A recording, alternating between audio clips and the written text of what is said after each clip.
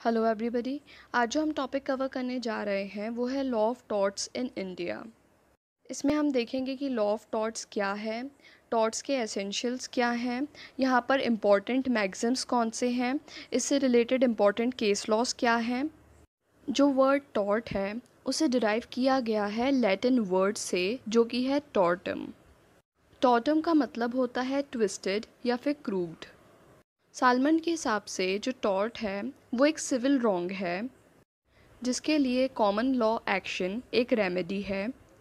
Tort वह civil wrong है जो कि एक्सक्लूसिवली ब्रीच ऑफ कॉन्ट्रैक्ट नहीं है या फिर ब्रीच ऑफ ट्रस्ट नहीं है। टॉर्ट वह सिविल रॉन्ग है जो कि ब्रीच ऑफ कॉन्ट्रैक्ट और ब्रीच ऑफ ट्रस्ट से अलग है। टॉर्ट तब कहलाता है जब एक पार्टी के द्वारा नेग्लिजेंस की वजह से एक ऐसा कार्य किया जाता है जिससे दूसरी पार्टी को हार्म होता है। जब नेग्लिजेंस या फिर केयरलेसनेस की वजह से एक पार्टी के द्वारा एक कोई ऐसा कार्य हो जाता है जिससे दूसरी पार्टी को हार्म होता है तो ऐसे कार्य को टॉर्ट कहा जाता है। यहाँ पर जो पार्टी सू करती है उसे प्लेंटिफ कहा जाता है और जिस पार्टी के द्वारा सू किया जाता है उसे डिफेंडेंट कहा जाता है। यहाँ पर जिस व्यक्ति के द्वारा हार्म पहुँचाया जाता है ऐसे व्यक्ति को फिर कंपनसेशन पे करना होता है। यहाँ पर जिस व्यक्ति को नुकसान हुआ है उस व्यक्ति को कंपनसेशन दिया जाता है मनी के फॉर्म में या फिर किसी अन्य फॉर्म में। कंपनसेशन के फॉर्म में ये जो पैसा दिया जाता है उस पार्टी को जिसे हार्म हुआ है, इस अमाउंट को डैमेजेस कहते हैं।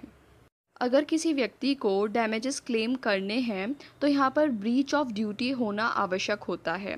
ब्रीच ऑफ ड्यूटी वो ड्यूटी जो कि सामने वाले व्यक्ति की प्लेंटिफ के प्रति थी। अगर जो व्यक्ति है जिसके द्वारा नुकसान किया गया है अगर उसने बिना इंटेंशन के भी ऐसा कार्य किया है पर यहाँ पर केयरलेसनेस या फिर नेग्लिजेंस था तो भी यहाँ पर उस व्यक्ति को सू किया जा सकता है, फिर भले ही से उस व्यक्ति के इंटेंशन वहाँ हो या ना हो। टॉर्ट यहाँ पर अलाउ करता है लोगों को कि जो भी इंजूरीज उनके द्वारा सफ़र की गई है उसके लिए वे कंपनसेशन ले सकें। Essentials of law of tort. यहाँ पर पहला एसेंशियल एलिमेंट है एक्ट या फिर ओमिशन। यहाँ पर एक टॉर्ट को कॉन्स्टिट्यूट करने के लिए एक एक्ट का होना बहुत ज़्यादा ज़रूरी है। फिर वो एक्ट पॉजिटिव भी हो सकता है और नेगेटिव भी हो सकता है। यहाँ पर रॉन्गफुल एक्ट या फिर ओमिशन को कॉज करने के लिए ब्रीच ऑफ ड्यूटी होना ज़रूरी होता है।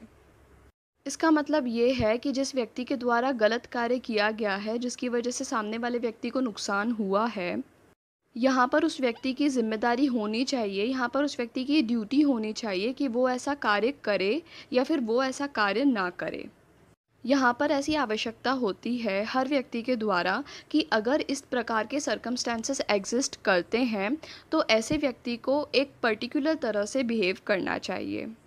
फॉर एन एग्जाम्पल, अगर कॉरपोरेशन के द्वारा चिल्ड्रंस पार्क को मेंटेन किया जाता है जिसमें पॉइजनस प्लांट्स भी हैं और यहाँ पर फिर कॉरपोरेशन के द्वारा ऐसे पॉइजनस प्लांट्स को फेंस नहीं किया जाता है और यहाँ पर अगर कोई बच्चा उस पॉइजनस प्लांट को खा लेता है तो यहाँ पर जो रिस्पॉन्सिबिलिटी है फिर ये कॉरपोरेशन की हो जाएगी। यहाँ पर कॉरपोरेशन के द्वारा ब्रीच ऑफ ड्यूटी करा गया है। यहाँ पर कॉरपोरेशन की ड्यूटी थी कि वो ऐसे प्लांट्स को फेंस करके रखे ताकि बच्चे वहाँ तक ना पहुँच पाएँ। यहाँ पर नोटिस करने वाली बात यह है कि कॉरपोरेशन के द्वारा कुछ करने की वजह से नुकसान नहीं हुआ है बल्कि कॉरपोरेशन के द्वारा ओमिशन की वजह से नुकसान हुआ है, मतलब कुछ ना करने की वजह से ये नुकसान हुआ है। टॉर्ट का मतलब यही होता है कि अगर किसी व्यक्ति के द्वारा कुछ ऐसा किया जाता है जिसकी वजह से सामने वाले व्यक्ति को नुकसान हो जाए या फिर कुछ ऐसा नहीं किया जाता जिसकी वजह से सामने वाले व्यक्ति को नुकसान हो जाता है तो ऐसे एक्ट या फिर ऐसे ओमिशन को टॉर्ट कहते हैं। टॉर्ट का मतलब ये नहीं है कि अगर किसी व्यक्ति के द्वारा कोई सोशल या फिर मॉरल रॉन्ग किया जाता है तो उसे भी टॉर्ट कहा जाएगा। अगर कोई व्यक्ति ऐसा है जो कि स्टार्विंग है, जिसने काफ़ी समय से खाना नहीं खाया और यहाँ पर अगर कोई व्यक्ति उसकी मदद नहीं करता है तो उसका मतलब ये नहीं है कि ऐसे व्यक्ति ने टॉर्ट करा है। तो यहाँ पर टॉर्ट का फर्स्ट एसेंशियल एलिमेंट था एक्ट या फिर ओमिशन, जिसका मतलब है कि कुछ ऐसा करना जिससे सामने वाले व्यक्ति को नुकसान हो या फिर कुछ ऐसा नहीं करना जिसकी वजह से नुकसान हो जाए। यहाँ जो नेक्स्ट एसेंशियल एलिमेंट है टॉर्ट का वो है लीगल डैमेज। एक टॉर्ट को कॉन्स्टिट्यूट करने के लिए ब्रीच ऑफ लीगल ड्यूटी बहुत ज़्यादा ज़रूरी है। यहाँ पर जो प्लेंटिफ का लीगल अधिकार था उसका ब्रीच होना बहुत ज़रूरी होता है। अगर यहाँ पर प्लेंटिफ को कोई लीगल इंजरी होती है तो फिर उसके लिए डैमेजेस को क्लेम किया जा सकता है। अब यहाँ पर सवाल ये आता है कि लीगल डैमेज क्या होता है। यहाँ पर कुछ मैक्सिम्स ऐसे हैं जो कि इस बात को क्लियर करते हैं कि लीगल डैमेज क्या होता है। यहाँ पर पहला ऐसा मैक्सिम है इंजूरिया साइन डैमनम। इंजूरिया का मतलब होता है प्लेंटिफ के अधिकारों के साथ में unauthorised interference.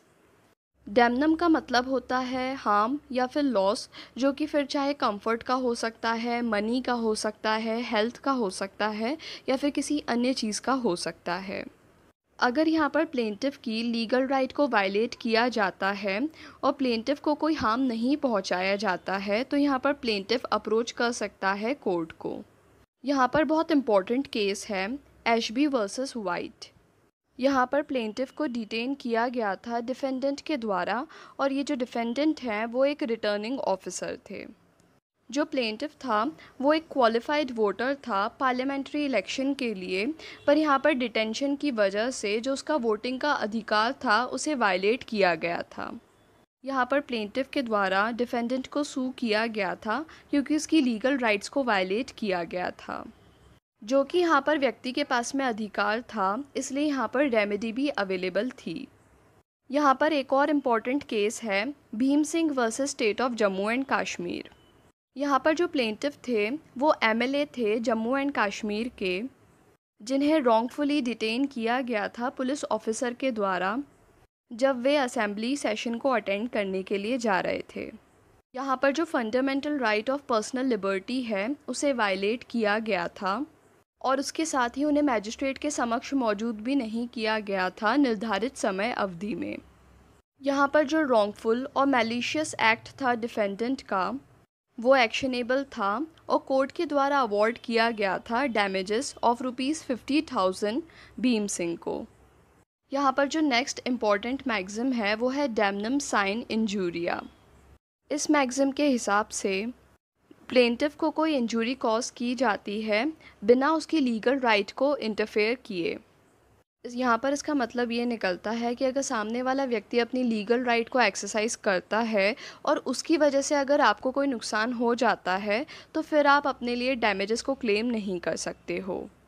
For an example, अगर कोई व्यक्ति है जिसका एक स्कूल था और उसके सामने एक और नया स्कूल ओपन हो जाता है, तो यहाँ पर जो व्यक्ति है जिसका पहले से ही स्कूल था वो ये कोर्ट में क्लेम नहीं कर सकता डैमेजेस कि यहाँ पर सामने एक और स्कूल बनने की वजह से उसे अपनी फ़ीस कम करनी पड़ रही है और यहाँ पे कंपटीशन बढ़ गया है।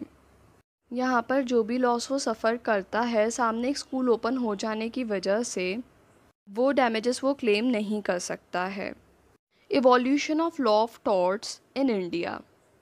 जो लोगों का मैलिशियस बिहेवियर है उसके साथ में डील करने के लिए हिंदू और मुस्लिम लॉ में टॉर्ट एग्जिस्ट करता था, पर जो लॉ ऑफ टॉर्ट्स है वो फॉर्मली इंट्रोड्यूस किया गया था क्राउन के द्वारा इंडिया में।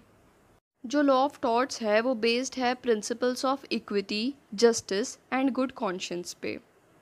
जो लॉ ऑफ टॉर्ट्स है वो बेस्ड है इंग्लिश कॉमन लॉ पर।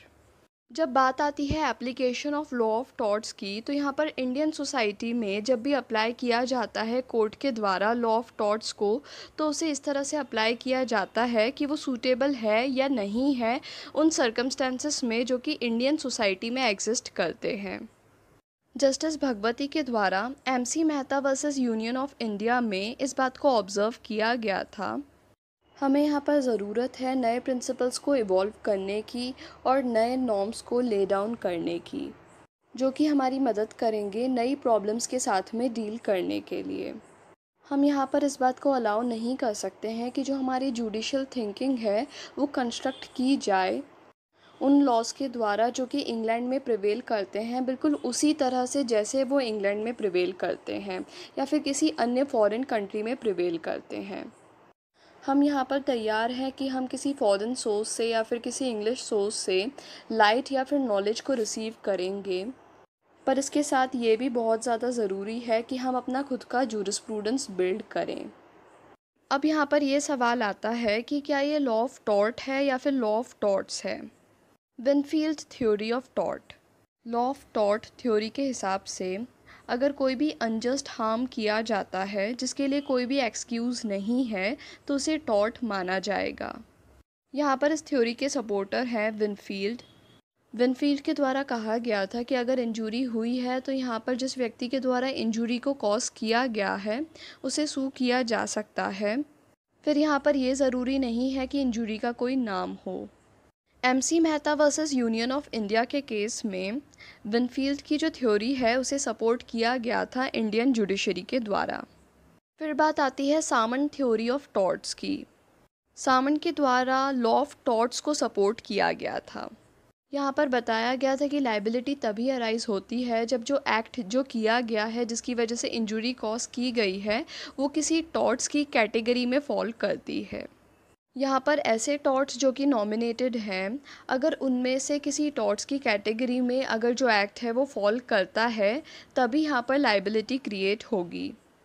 विनफील्ड की जो थ्योरी है उसमें बताया गया है कि अगर जो इंजरी कॉज की गई है उसका कोई नाम नहीं भी है तब भी वो सामने वाले व्यक्ति को लायबल बना देगी। पर यहाँ पर सामन की थ्योरी में लाइबिलिटी तभी अराइज होती है जब जो एक्शन है या फिर जो इंजरी है वो किसी नॉमिनेट टॉर्ट्स की कैटेगरी में फॉल करती है। ये जो थ्योरी है इसे पिजन होल थ्योरी भी कहा जाता है। यहाँ पर सक्सीड करने के लिए जो प्लेंटिफ है उसे जो रॉन्ग हुआ है उसको किसी ऑलरेडी प्रेजेंट टॉर्ट्स की कैटेगरी में रखना होगा। तो आज जो हमने टॉपिक कवर किया वो है law of torts in India.